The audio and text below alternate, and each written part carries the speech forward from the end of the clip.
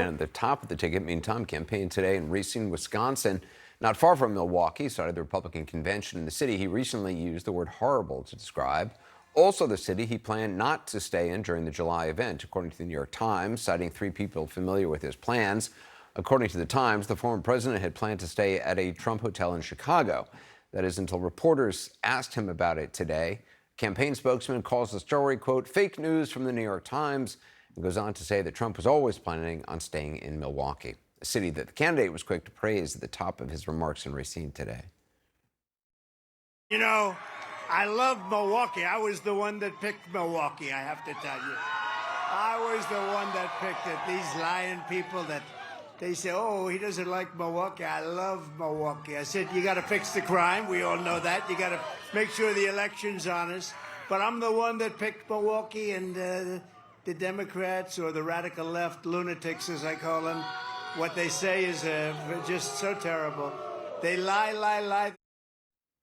Yeah, that happened. Keeping him honest, he said what he said about the city in a closed-door meeting of Republican lawmakers last week. So any word of what he said to them about Milwaukee came from Republicans, not from Democrats or communists or Marxists. But even if he was only talking about crime, as he and some of those lawmakers have said, crime is by and large down in the city. Murder down 40% over the last 2 years, according to police figures. Shootings, rape, arson, thefts, assaults, all significantly lower. So given all that, and given how close the state is likely to be in November, the question is, what are local voters making of it? We sent Gary Tuckman to find out. On a beautiful summer day in Milwaukee's trendy, historic 3rd Ward, I joined these 2 Milwaukeeans as they eat lunch. Do you know who you're voting for in November? I'm undecided. I don't like either candidate. What about you? I'm undecided, too. But undecided would not describe how these men feel about what Donald Trump recently said behind closed doors. Donald Trump's saying that Milwaukee is a horrible city. What do you think about that? I disagree entirely. This is a great city, nice river, beautiful buildings, and nice and clean, low crime. What do you think? I just ignore what he has to say because he says so many crazy things. There's not much value to what he has to say, I think. The former president's comments have struck a nerve in Wisconsin's largest city, a city that will be hosting the Republican National Convention next month, a city that now has billboards posted by the Democratic National Committee calling attention to Trump's Milwaukee rhetoric. Kate Lobel also says she's undecided about her vote. Well, I've lived here my entire life, and I wouldn't want to live anywhere else, so I guess I don't agree with that. Does it make you angry? No, I just feel bad because, I don't want Milwaukee to have, a bad reputation because he said that. This woman says she's never been a fan of Trump. I think that's an unfair statement and that he doesn't know the people of this city. Now, what his spokesman has said is that it's been falsely characterized. He was talking about how terrible crime and voter fraud are. Now, there's no evidence of significant voter fraud anywhere, but there is crime here, although the crime rate has gone down over the last 2 years, the violent crime rate. Do you buy that explanation? No. This Milwaukeean, who is voting for Trump, says she thinks it was all taken out of context. So it doesn't insult you that he said that about your city? No, not at all. Outside of the city, in Racine, Wisconsin, most people we talked to who were in line for Donald Trump's campaign rally had no inclination to defend Milwaukee. I think he said exactly what he wanted to say. What do you think about Donald Trump's comment that Milwaukee is a horrible city? He's absolutely right. Most Democrat-run cities are horrible cities. Murder's out of control, crime out of control. We need to get things right. You're right. All cities do have crime, some worse than Milwaukee and some better than Milwaukee. Do you think he should be saying that? The cities are part of America, right? It's not anti-patriotic to tell the truth. It's patriotic to fix what's broken. I have to go. Thank you. In the suburbs, the feelings of people we talked to about Trump's comment matched up with who they're supporting for president. Marion Cross is planning to vote for Donald Trump. So you don't think it's a big deal? I think it's a nothing burger. Really? Okay. Casey Salazar is planning to vote for President Biden and doesn't like the explanation she's hearing about Trump's comment. He said it, and we know what he meant. Meanwhile, on the beach in Milwaukee County, we asked this man about former President Trump's comment. It upsets me. I wish that it wasn't said. But it doesn't change how he feels. Who are you voting for president in November? I'm voting for President Trump. Gary, did you run into any Trump supporters in Milwaukee who were upset enough to reconsider their vote? It doesn't seem like it. Well, we talked to a lot of Trump supporters here in Milwaukee, Anderson, and some of them are not at all happy that he made these comments about their city, but we did not talk to one Trump supporter who says they will not vote for him. Notably, though, we did talk to a number of people who are undecided about who to vote for, and among some of those voters, Donald Trump did himself no favors by making those comments about Milwaukee.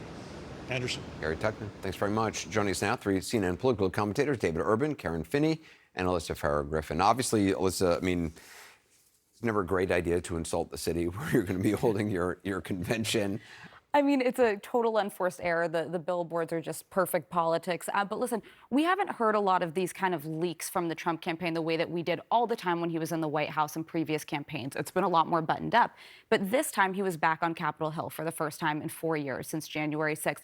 And there's one just staple of Capitol Hill. Anything you say behind closed doors will immediately leak to reporters, most likely Jake Sherman. And that's exactly what happened. I think the more that he is out there and talking to folks, engaging with the press, but also other candidates, other lawmakers, we're going to be reminded of the things that he says all the time behind closed doors. But again, like this is not helpful. This is a key state that I think both he and Biden are targeting to win and realize it's crucial. But there's far more offensive things that I think he's saying on the campaign trail that the Biden campaign should spotlight. Immigrants are poisoning our blood, that, talking about rage and retribution, those things matter just as much. David, I mean, it seems like he hates Milwaukee because Milwaukee didn't go for him in the election last time. I mean, he lost in Democratic areas in Wisconsin. He lost Wisconsin by 20,000 votes. Yeah, Anderson, I can tell you, my wife's from Milwaukee. It's a beautiful city. It's a great city. It is a great city. I will convince him. I assure you. By the time, listen, I will convince him. Well, my wife's watching at home. I won't be able to go home. I will convince him by the time we get to the convention that Milwaukee's a great city, and he'll be saying it. He'll be shouting it. Listen, Anderson, you heard. It's all that voter fraud that took place in Milwaukee that he's so concerned about, apparently. Well, I will persuade him that that to take place. Listen, Gary Tuchman had it right, though, Anderson. This is a political Rorschach test, right? No matter what Trump says, some people, if you don't like him, you're gonna see what you want to see. If you like him, it doesn't matter what you say. So there's a long distance between here and November 5th, and I suspect this won't be the first time or the last time that Donald Trump says something that's shocking. And Karen, of course, it's an opportunity to accuse Democrats of, quote, making up stories, which is what he said, that Milwaukee was a horrible city. Again, it's coming from Republicans. Yeah. Can I just remind us, Milwaukee, a predominantly black area of the state. And I think what you're seeing, actually, what I'm hearing is it's galvanizing people in the city. And so, sure, say more things that are going to galvanize Democrats. I'll take that. Well, we should also point out when the Republican Party, when Trump contested votes in Wisconsin, they picked the two predominantly black areas to contest the votes, and they were accusing them of a very specific thing, which was actually done in all the counties in terms of absentee ballots, but they only choose to contest it in the predominantly black counties. Right. And look, I don't think that most people will get that level of nuance that you and I were talking about, Anderson, but I just, throw that out there as, sort of an interesting, I'm sure he doesn't even realize that Milwaukee is predominantly black and that the way to win the state, you have to win that area. But look, I agree, with David. This is the kind of thing where this, doesn't really matter to people who've already decided one way or the other. May galvanize Democrats, make people feel a little bit, defensive about their city. The people who, though, have had a rough couple of days since this came out are the people who are actually working on the convention. Because imagine you still have to deal with city officials while you're trying to plan the convention. So they probably had a rough couple of days. Well, now he's got to find a room, too, which is a lot of those rooms are probably booked, but maybe somebody will. I'm fascinated maybe an that Airbnb. Milwaukee's horrible, but he thinks Chicago is the safer place to be, a place that he's constantly criticized. But I suspect that has more to do with wanting to stay in his property there and put up, the hundreds of staff that come with him in Secret Service as well. Just in terms of the primaries tonight, Alyssa, do any of them, or any of them a Rorschach test of anything? Or I think, Virginia 5, the Bob Good seat, is the one to watch. This is Bob Good, who, by the way, traipsed to support the former president at his trial. Well, and by the way, this is the chair of the Freedom Caucus. This is as right-wing as you get in the House, the most pro-Trump faction of the House Republican Conference. His only, sin was that he dared to back DeSantis in the primary. But they actually found somebody who might be to the right of him to run against him. John McGuire has admitted he was at the Ellipse on January 6th for the Stop the Steal rally. So they found somebody who may be able to outmaneuver him there. But what's fascinating is, yes, there's the Kevin McCarthy revenge tour, there's the Donald Trump revenge tour, but Donald Trump keeps saying we're remarkably united, yet you're engaging in one of the safest seats and upending an unnecessary race, spending $12 million there. It undercuts that message.